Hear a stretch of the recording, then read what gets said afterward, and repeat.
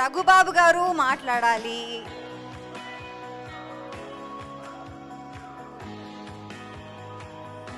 ముందుగా ఇక్కడికి విచ్చేసిన శోభన్ బాబు గారి ఫ్యాన్స్ అందరికీ, అలాగే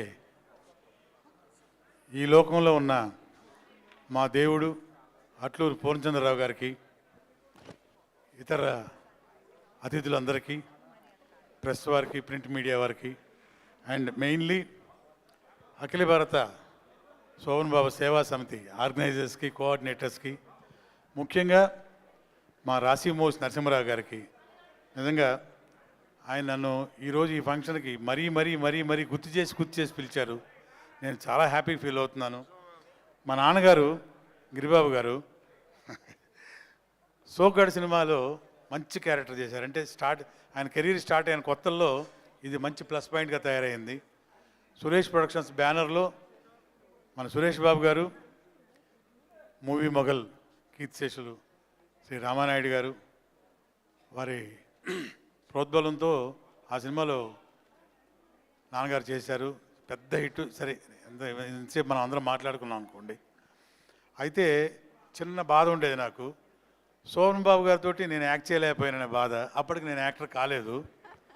అయినా కూడా అదే పేరుతో వాళ్ళ బ్యానర్లో తీసిన సోగ్గాడు అనే సినిమా రెండో సినిమాలో చేశాను నేను. అది తరుణ్ హీరో. ఇప్పుడే రోజారమణ గారు చెప్పారు. అలా ఆ విధంగా ఆ బ్యానర్లో చేయడం జరిగింది.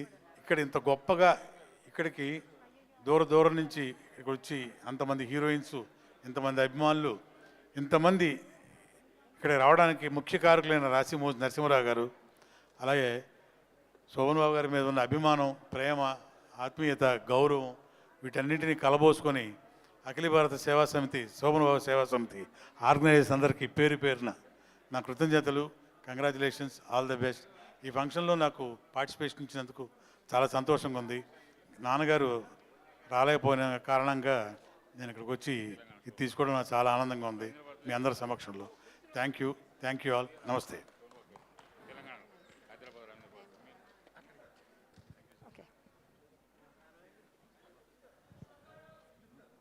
రామకృష్ణ గారు.